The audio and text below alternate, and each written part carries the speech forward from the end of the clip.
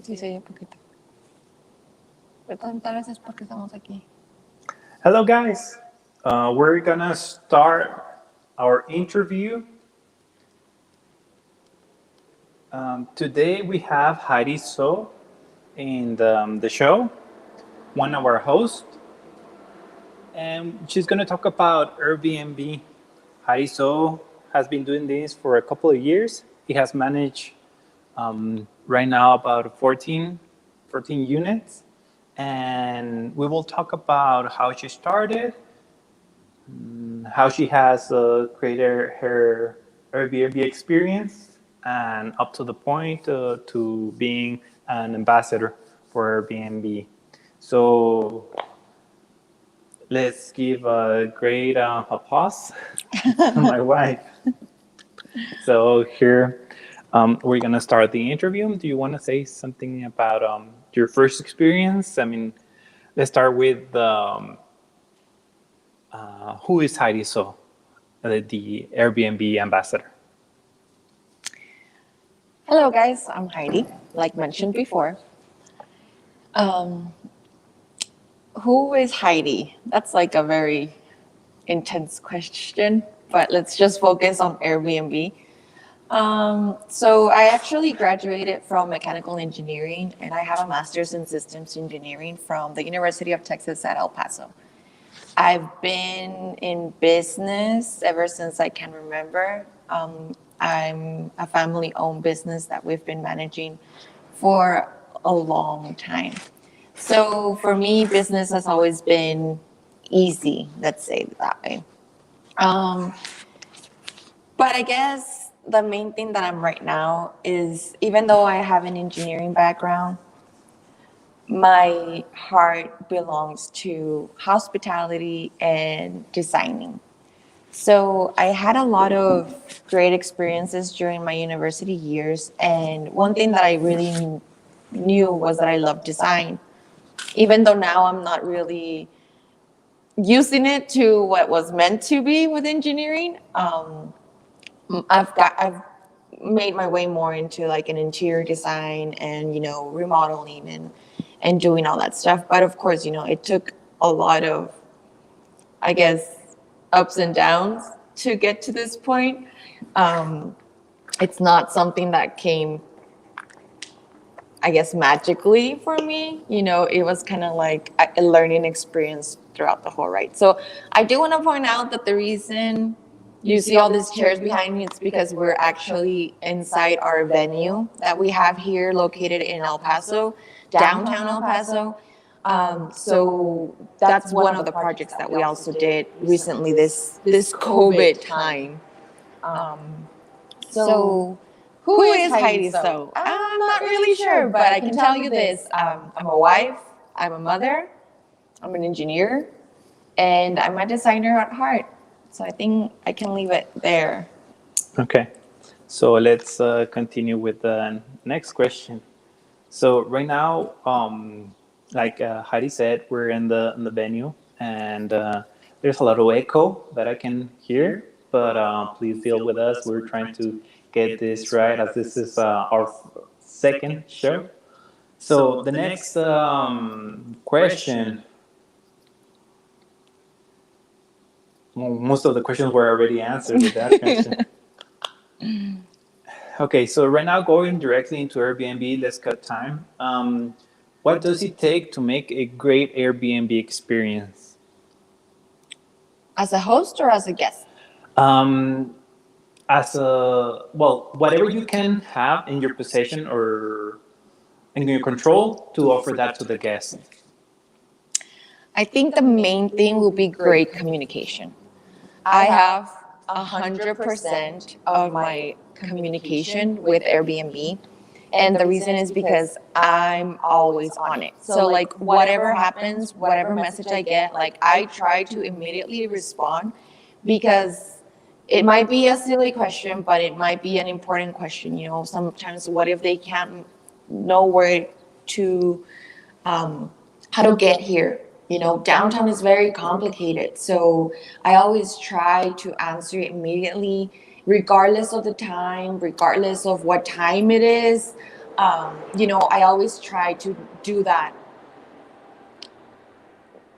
to do that specifically. So for me, offering a great experience to a guest would be just to be present even though they don't see you.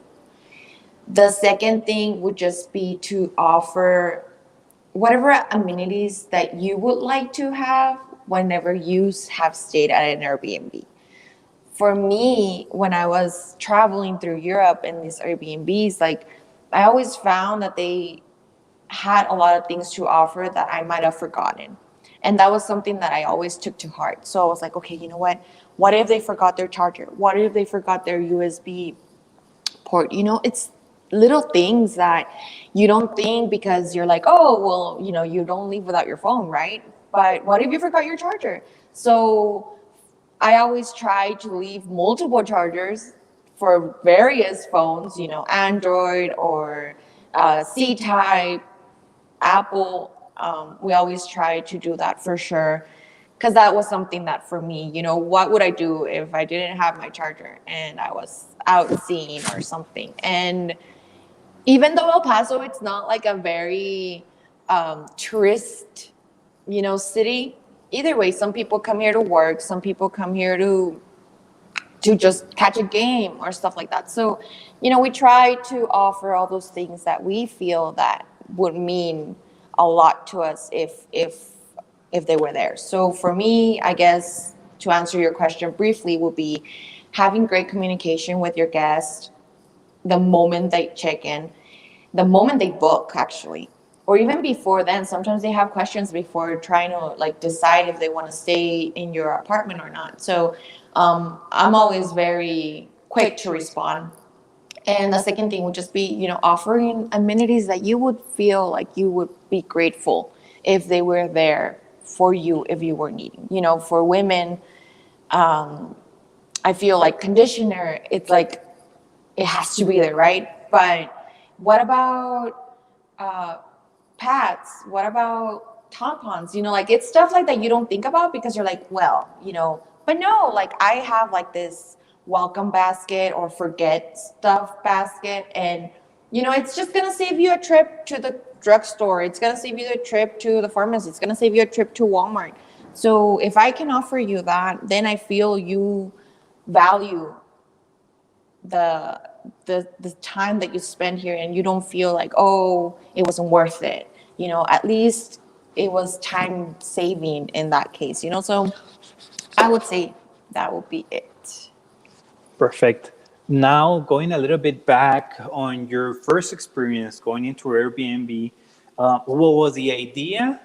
What was the situation in which you were, okay, we have to start this, and then how it go, the bad and the good? Okay, so we owned a property here in downtown El Paso. It's been my parents for a long time. Back then, they renovated and they built the upstairs residential into downstairs commercial. So during that time, everything was fine. We were doing a sublease to a sub landlord. And throughout those years, like everything was fine with my parents. Now my parents are in a state that they want to retire. They no longer want to work. They no longer want to have to run their business. So we needed to start this, the sooner the better, for their sake. Right now, especially because we still have money. So once they retire, then the money's gone. So then that was the time. We had just gotten married. We had just gotten back from California, and we knew that we wanted to stay here in El Paso. We weren't gonna leave. We weren't gonna go anywhere else. And for my family, that was everything. And they're like, okay, fine. If you're for sure, then we'll trust in you and we'll get you started. So take in mind, this isn't for me. All the earnings that we get from this property, they don't go to me. I just, charge my commission. But of course, I know that at some point this is going to be passed down. So I know that whatever I'm working for the whole family. It's not just going to be, for a little while. So that was mainly the thing. My parents were planning retirement, and we knew that this was a great opportunity. So we started remodeling one by one each unit. Once we finished remodeling each unit, we remodeled the whole hallway, the stairway, the whole shared space. We remodeled the janitor room, we remodeled the laundry room. So we did everything for those 14 units upstairs so that everybody could, if there were tenants, long-term leases, or just Airbnb, that everything was great. So that was the main reason. Once we saw the results from, putting it online and putting it on an Airbnb and then having it booked and fully booked and booking quickly. So we're like, okay, you know what? This is what I meant to do. We had great reviews. Everything was going so fantastic until COVID hit, of course. So once COVID hit, we took a step back. I took most of my Airbnb listings, I put them on snooze. And then I just immediately just jumped on Zillow rental, and I was like, okay, I have a fully furnished apartment, all utilities paid, Wi-Fi included, everything that's included in an Airbnb. And I was just leasing them for a maximum of 3 months or month to month. So I didn't really care if it was month to month, because for me, I was used to doing turnovers for 2 nights. So I started leasing. Of course, I have a leasing contract because, these apartments have been here for a long time. So for me, it was just easy to transition to a rental agreement. And, of course, there were ups and downs in that too, but I always made sure to not lease for more than 3 months. And the reason is because there's an eviction thing going on. So Okay, going a little bit back on the question, right? Because right now we got a lot of information, especially the amount of time. So, what was your first Airbnb? How did you close it? And then, how was your experience? What was the good and the bad for that first Airbnb? Let's say we don't want to go that big. We just want to do just one. What was okay. What was the first one? The first Airbnb that I finished was apartment 7. Apartment 7, we literally just did all the floors, did everything, fixed the walls, and then we just, I had furniture that my brother wasn't using anymore. So I was like, okay, we're going to use this bed. And then I just bought a new mattress. That was the only new thing that I bought for that apartment. I didn't buy anything new. Everything that I used was, the furniture related, it was from our home, from my parents' home. So we just put it in there, and then we bought a new mattress. We bought, of course, new towels, new sheets, new bedding, everything that was that a guest was going to actually, sleep in and use, we bought new. So we did that. Before I even finished it, I did put it up on Airbnb already live. And I was just expecting it, it's going to book someday, whatever, just to check it out. It didn't take time. I think I put it up on Airbnb 2 days later. It was booked for a whole week, and I was stressing out. So we were just rushing. And that's one of the reasons I feel like I didn't really go out and buy stuff, because I was like, no, I don't have time. I just need to get it ready. And it was all hands on. Everybody, my husband, my employees, everybody was just trying get it ready and finish it up. And then, yeah. So that was that. We got a great review, so I was like, okay, this is gonna work. We didn't mess up the first time around. And then it just apartment 7 was done, and then apartment 6, and then I did the same thing over and over. Of course, I ran out of furniture. And what was the lesson learned from that first Airbnb? And then for the second question, there was a budget that you actually spent on it? I mean, so ballpark. Remodeling wise, I spend with labor. I probably spent $5,000 remodeling that unit because it was in a very bad shape. So $5,000 was no question, because half of that, not even half of that, maybe a third of that was for labor. The rest was just material and getting it ready. So, and then of course, the little things that I mentioned, like the mattress and the bedding and all that stuff. So, everything was $5,000 for that first unit. the lesson I learned from that was just to go for it. Don't hesitate, don't think about it, don't wait for it to be ready or perfect. I mean, maybe ready, yes, but like perfect. Don't have it doesn't have to be perfect. Of course, I didn't do like a silly thing and like just posted it when it wasn't even like halfway done. No, like all the remodeling had been done. I hadn't put in the furniture. I hadn't put it like bought the mattress. So those were the things that I had to do in a 2 day span. And that was fine. Like it was a lot of work, but it was doable. I wasn't fixing or finishing the bathroom tile. I wasn't doing that. Like that was done. I was just putting it together for an Airbnb for someone that didn't have anything.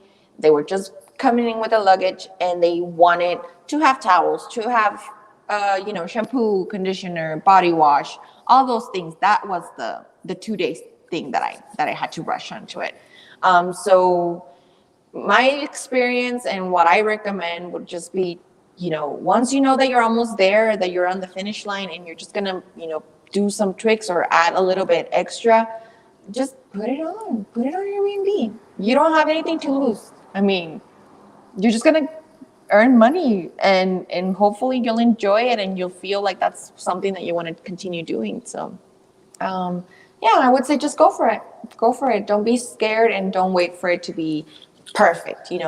Along the way you can always do some changes, and because that person's not going to stay there forever. You're not renting it for like a year or something. As soon as they go out and you forgot to maybe switch the light or something, you can do that. So that's no problem.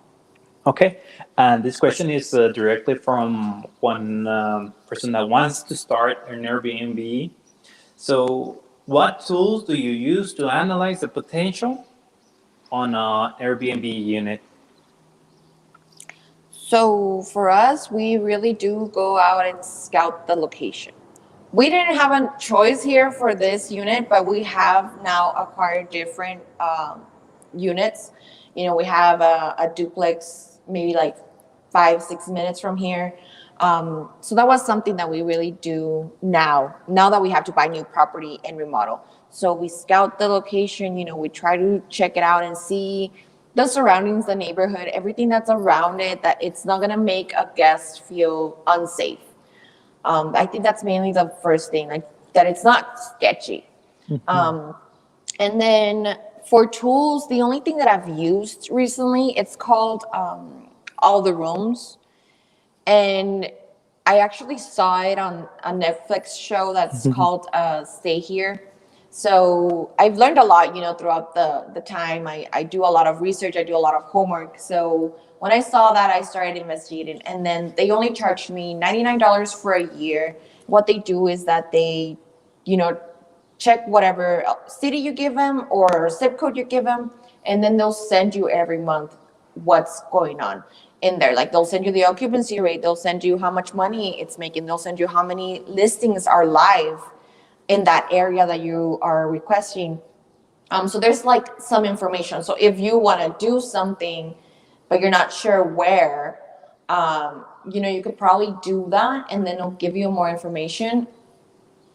But for me, it's just mainly just scouting out, just going out and see what's close, that there's groceries close by, that there's a gas station, something that's more traveling friendly. Okay. Another question is essential items that you recommend for an Airbnb, like let's say sofas, So rooms. What would you put like an essential? a good sofa. I would definitely say that. It varies depending on what you're trying to do. If you're just trying to, get hits in beds, that's not something that I recommend. You're gonna have problems. You're gonna end up getting bad reviews. It's just not worth it. So do try and make it a good living space, somewhere that someone stays and they don't want to leave. And I feel we really hit the ball there with our duplex. So we've actually stayed at our duplex and we didn't want to go. We wanted to like take it off Airbnb and then just move in. It's just so comfortable. You know, the beds are comfortable and the sofa, it's really comfortable. And, you know, it feels very homey, it feels very welcoming. So that's something I definitely recommend. Buy a good sofa. I think ours was not that expensive, but, you know, if you're going to go and buy like a crappy sofa, it's going to be cheap. But for us, I think we spent like a little bit over $1,000 on our sofa. And, you know, for us, it was expensive because, you know, we're used to buying stuff that it's just like, you know, it's not going to last a long time. Because we'll switch it out. Because the apartments here are so small. But, you know, for our home, we did want to spend a little more and just make it more comfortable. So we did that. And I think that's the main one. Okay, what about washer or dryer? Will you put Yes, we do. We, like I mentioned, up here in the laundry room, we do have washer and dryers because it's an apartment complex, right? And then in our duplex, we also put washer and dryer that it's shared because it's 2 units. But for our condo in Playa del Carmen, you know, we went out and we bought a new washer and dryer. It's the stackables. So we did that because, you know, it's just very convenient, not only for the guests, but also for your cleaning team. They need a place to go and then just wash while they're cleaning, they're washing, they're doing laundry, you know, and it's just time saving for them instead of them going, yeah, it's like a fast turnaround, especially, you know, with small units, it's easy because you'll just throw everything in the washer and then the dryer. So it'll be fast. You know, when you have a bigger unit, it's going to take a little longer, but for us, it's always been better to do that than to send our employee down to the laundromat and then have him stay there. Because we don't do a typical, you know, hiring team of cleaning. No, we have you know, a payroll employee. So for me, it's like whatever time he's not cleaning, it's still on my watch, you know, so it's a difference. You know, but for me, it's like he's always trying to, you know, as he cleans, he does laundry, and it's just time saving. It's just time saving. It's convenient, but it's also convenient for your guests because they're here traveling. And I think for me, the best part when I travel is being able to do laundry and come back with the suitcase clean, not like a dirty laundry and still have to do laundry. And it's like, it's just not going to get emptied out. So for us, it's just very convenient as a family, you know, just to have laundry on site. The next question is, will you talk about the difference between doing the cleaning yourself versus having someone or hiring someone to do the cleaning and the turnaround? I've never done cleaning by myself. I've never done it. I will never do it. I'm not the type of person. So yeah, I always hired outside. I've always hired an employee and they've always done it. And that's pretty much it. I showed them the system. I showed them how I want it done. I have a list that I have set. So literally anyone can do the cleaning. It doesn't have to be a specific person. As long as they follow my list, they'll know what to do. So I think that's it on time. Thank you so much, you know, for having us. I know we were a little, you know, iffy in the beginning, but hopefully you guys have more questions and we'll be happy to answer in the comments. And then right now, please stick around. We're going to go in Spanish in just a minute or so, and we'll continue this conversation. All right. Thank you very much for visiting, and we'll see you soon.